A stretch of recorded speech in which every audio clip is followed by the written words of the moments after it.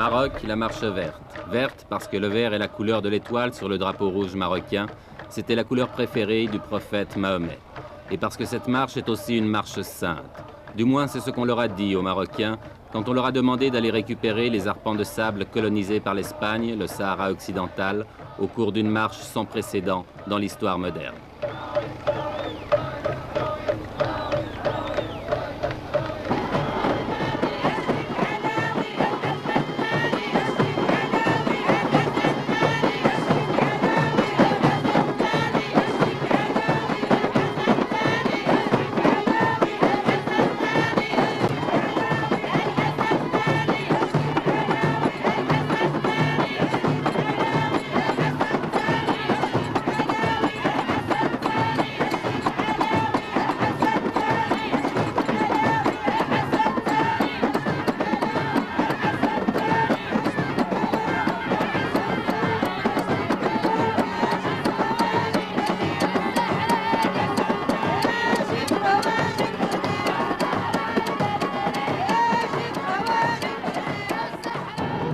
Un homme a eu l'idée de cette marche, à moins que quelqu'un la lui ait suggérée, une idée politiquement géniale, même si on peut la critiquer, et cet homme, le voici, il a 46 ans, c'est le roi du Maroc, Hassan II.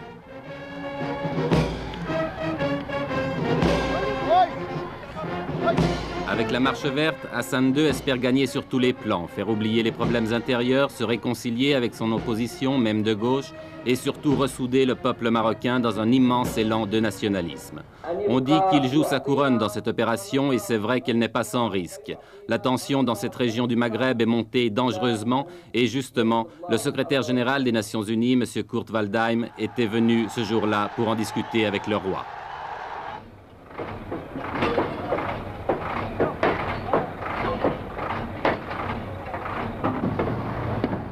Mais au-delà des coulisses de la diplomatie, la marche verte a été lancée. L'armée et la police, l'administration civile contribuent à sa réalisation.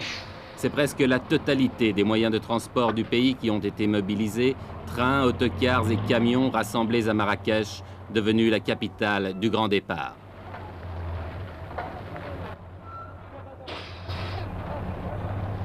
Pourtant, on ne peut s'empêcher de penser que c'est aussi la marche des gueux. La marche des paysans pauvres et illettrés, des chômeurs, des petites gens, de toute cette masse humaine qui obéit docilement à tous les mots d'ordre qui viennent d'en haut.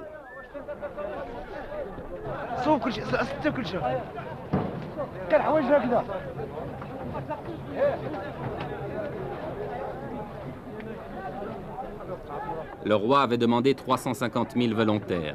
Ils ont été presque le double à s'inscrire. Pour beaucoup, c'était l'occasion de faire pour la première fois de leur vie un grand voyage ou de voir la mer, bref, presque des vacances offertes et organisées par Sa Majesté.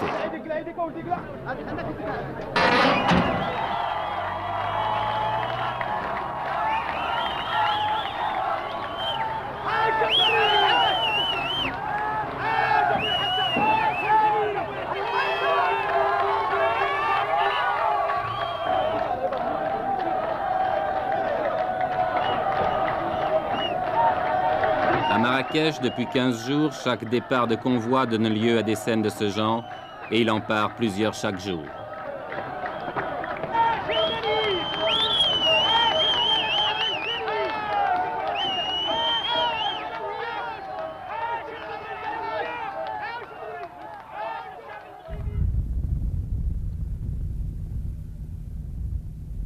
Ils sont partis de toutes les régions du pays, de toutes les provinces. Ceux qui venaient du nord ont parcouru plus de 2000 kilomètres, entassés par paquets de 50 sur chaque camion.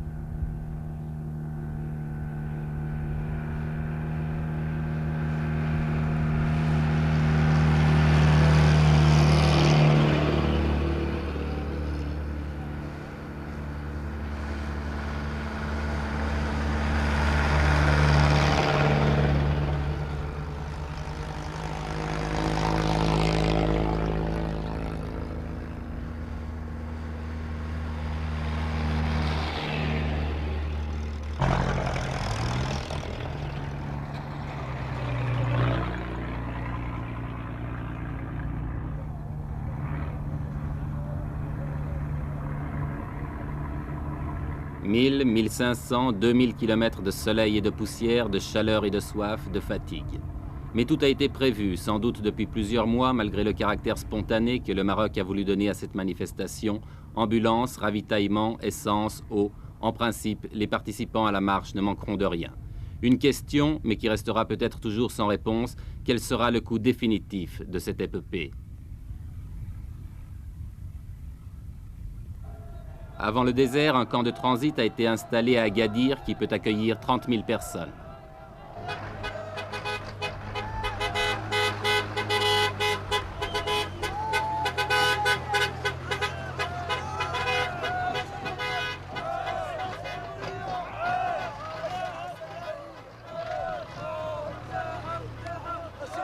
Vous venez d'où? De la province de Taza. C'est à combien de kilomètres d'ici? D'ici à peu près dans les 700 km. 700 à 800. Il y a combien de personnes qui sont venues de cette province? 10 000 personnes.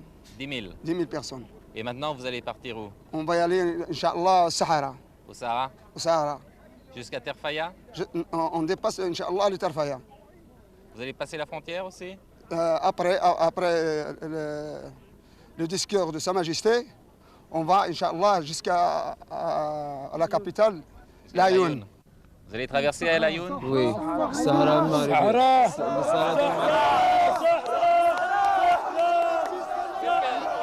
Qu'est-ce que ça signifie? Qu'est-ce que ça signifie le Sahara pour vous? C'est notre terre et notre pays. Nous traversons non pas Laayoune seulement, mais toutes les villes et tous les villages occupés par les Espagnols. On veut notre terre, on veut toujours notre terre. On veut notre terre jusqu'à la mort. Notre terre, c'est toute notre vie.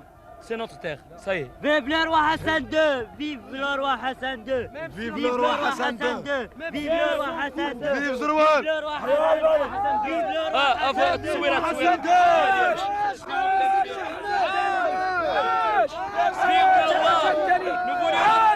عاش الملك! عاش الملك! عاش الملك! الجهاد الجهاد اصبر يا تخوي البلاد الجهاد الجهاد اصبر يا تخوي البلاد الجهاد الجهاد اصبر يا تخوي البلاد الجهاد الجهاد اصبر يا تخوي البلاد الجهاد الجهاد اصبر يا تخوي البلاد الجهاد الجهاد. Cela fait plus de 2 semaines maintenant que les premiers convois ont pris la route du sud. Plus de 2 semaines de délire qui confine au fanatisme. Plus de 2 semaines que le Maroc vit dans la fièvre. Tout cela pour quelques milliers de tonnes de phosphate, vous demanderez-vous? Non, pas seulement. Tout cela aussi, du moins aux yeux du peuple, au nom du roi et de Dieu, si Dieu le veut, Inch'Allah.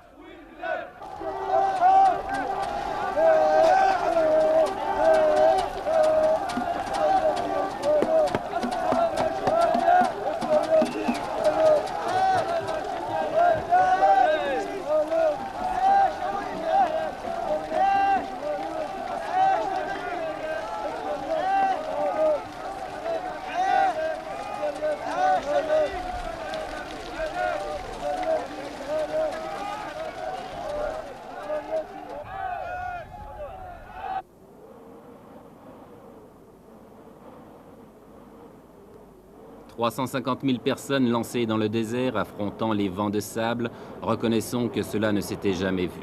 En deçà des considérations politiques qu'elle peut inspirer, la Marche verte offre le spectacle hallucinant d'une nation jetée dans l'aventure. Folie ou coup de bluff, impérialisme ou nationalisme, je l'ignore. Mais regardez ces images.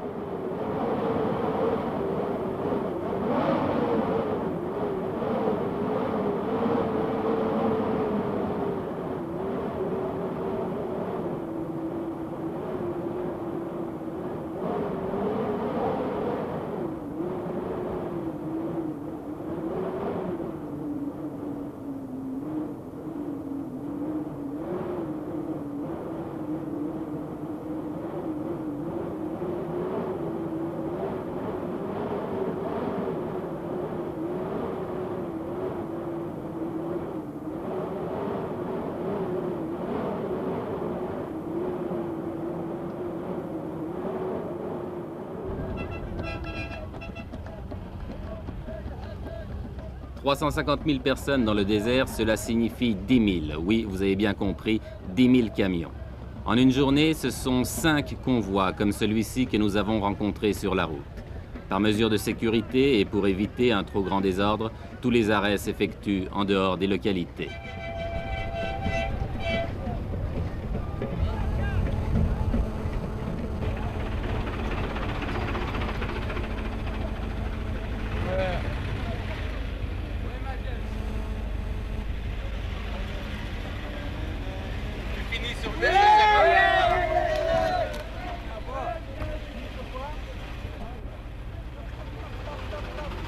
Chaque fois que nous dépassons un convoi, nous retrouvons la même atmosphère, une atmosphère de frénésie.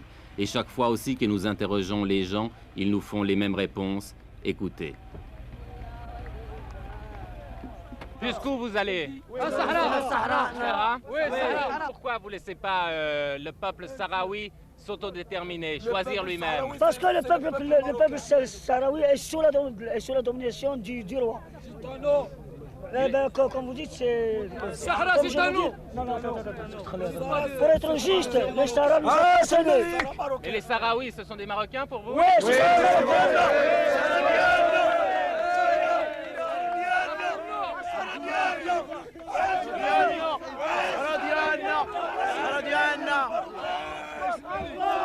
حسن هو حسن ده الله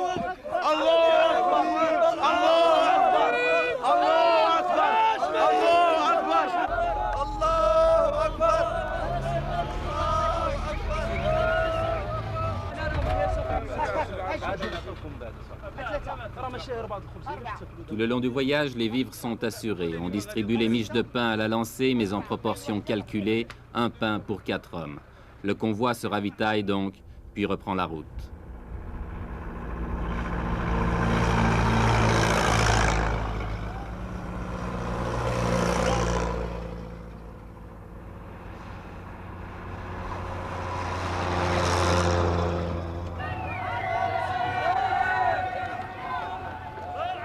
Oui, tout le Maroc vit à l'heure de la marche verte. Oui, c'est devenu une épopée nationale.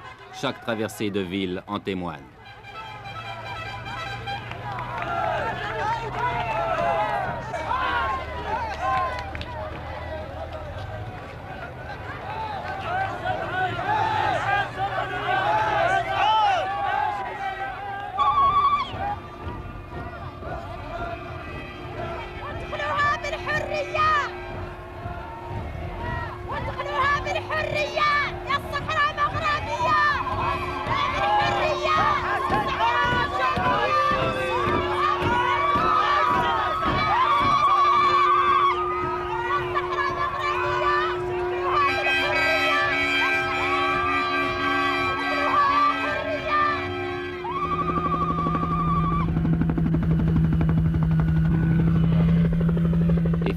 C'est l'arrivée à l'extrême sud du Maroc, à côté d'une petite bourgade perdue dans le désert, où avait atterri autrefois l'avion de Saint-Exupéry, Tarfaya.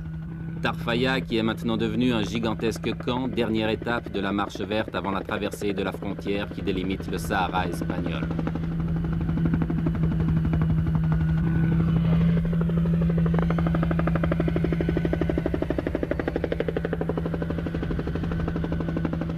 Dans ces alignements de tentes et de camions, on s'est installé province par province. Et l'ambiance de ce campement le fait ressembler à un Woodstock du désert.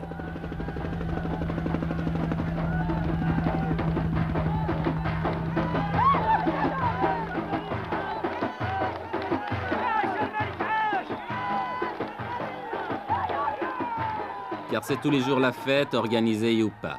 Ici, c'est la fête parce que le Khaïd, le maire de Tarfaya, est venu rendre visite à ses innombrables voisins. Lui, qui vivait seul ou presque dans son bled oublié au fond des sables, que doit-il penser de ce fantastique rassemblement ?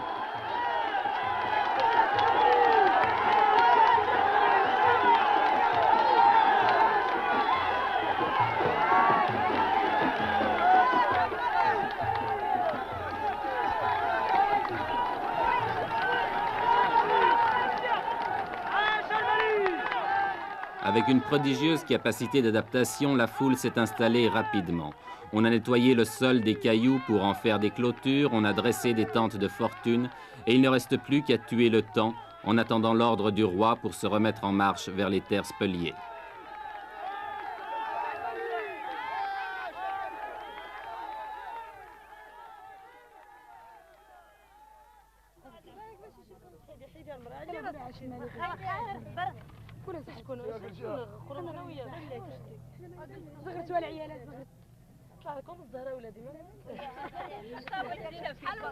Les vivres sont distribués par les organisateurs, mais comme on n'est jamais si bien servi que par soi-même, on s'est mis à faire la cuisine, à frire les beignets, à faire bouillir le thé de menthe ou même à cuire le pain.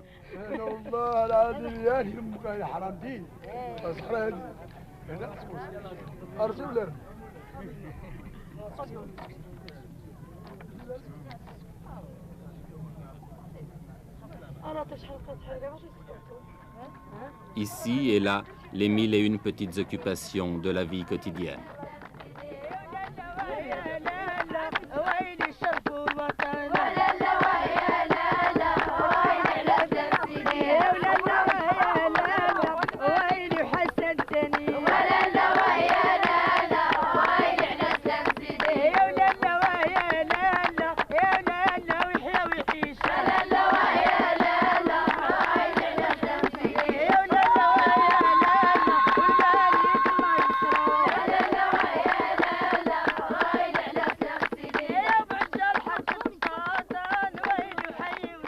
On danse, tandis qu'à quelques kilomètres de là, on se prépare peut-être à la guerre. L'Espagne, depuis le week-end dernier, a tout à coup durci sa position et ne semble plus du tout disposée à laisser pénétrer la marche verte sur son territoire. Que va-t-il se passer? Mais qui se pose ici ce genre de questions?